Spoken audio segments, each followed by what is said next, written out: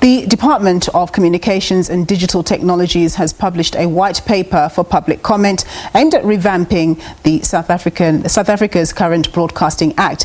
This in an effort to boost the powers of the South African Broadcasting Corporation to reflect the growing audiovisual content services market in the country. To better understand the proposed amendments, we're joined now via Zoom by Arthur Goldstuck. He's the CEO at World Wide Worx. Thank you very much for joining us, Arthur. So fundamentally, what do you understand this white paper to be seeking to achieve in the audio and audiovisual media space?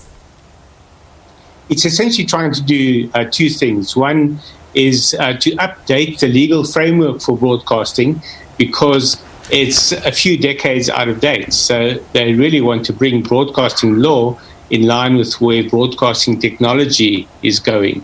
A lot is made of the Fourth Industrial Revolution, but the actual detail of the paper doesn't really go into where 4IR plays a role in this regard. Yeah. What we're really talking about is streaming video, streaming audio, and the like, disrupting the broadcasting industry.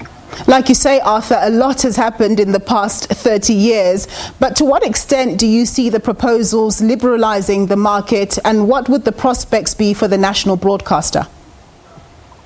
It doesn't really liberalize the market. It might speak the language of competition, but it is really ensuring that broadcasting remains the domain of major players. One of its key aims, though, is to make the SABC more viable and to allow the SABC to be able to charge carriers for carrying its channels. So MultiChoice, for example, carries the three TV channels, SABC 1, 2, and 3, but doesn't have to pay for those. And yet those are amongst its most viewed channels. So this will enable the SABC to charge for it. And that explains why MultiChoice is not too keen on the letter of this new law. So it proposes certain changes such as stimulating foreign ownership, but limiting that to below a controlling stake, pardon me. What do you think is behind that? Is that basically to get funding into the country so that we can have a more vibrant media system? I think it is recognition of the fact that even though media might be seen as in the national interest, it should also be able to draw investment from international sources. So, for example, we just saw Canal Plus investing in MultiChoice, not a large amount, but it's a very useful injection. And any broadcaster should be able to operate like any business and draw in investment from wherever it finds it. It still limits that investment to below 50% unless it's from another African country. And this is where there's a bit of a disconnect because they're almost treating other African countries as being domestic players. The whole argument that Africa is not a country is almost thrown out of the window here because you could have players from Egypt or Nigeria taking a dominant stake in a local entity and completely changing the flavor to being a non-South African flavor of that entity. Unlikely, but that's the possibility that this raises.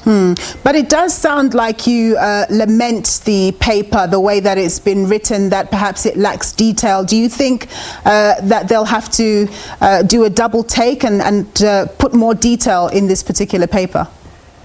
I think where it perhaps lacks some clarity is how online content creators will be treated, because it essentially says that you have to have a turnover of above 50 million rand to be licensed as an online content service. Now, that puts the bar pretty high for startups, for example, and in a sense, it freezes small players, startups, and upstarts out of the game. It means that it remains almost the old giants club. Yeah, no, it does seem a bit unfair indeed, especially if you're looking at a situation where people are trying to transmit information to perhaps certain provinces or certain tribes or certain interest groups. Exactly. So there should be room for really small players who operate on a limited basis, whether that be geographically or the medium that it chooses to use. Another issue just related to that is that part of the argument is that you need the law to be technology neutral, and the current law is framed very much on the basis of what technology you use, but it still specifies technologies. And that's where I'm suggesting that the fourth industrial revolution is roped in terms of trying to make it seem current, but it's still tied to old ways of thinking about technology. Yeah, because of course a lot can change in the next 5 years. Now, the paper also talks about dealing with digital piracy. In reality, how easy is that to crack down on? It's not easy, but at the same time, it's easier than it seems. We've seen, for example, that music piracy has plummeted worldwide because of the utility that's offered by streaming music services like Spotify. Even the free Spotify service is far superior to any form of pirated content access. And that really tells us how piracy should be addressed. It should be addressed in terms of the utility of the service. And that would then cost a lot less than having to police the use of content. Arthur, thank you very much for speaking to us as always. Arthur Goldstuck, he's the CEO of World Wide Worx.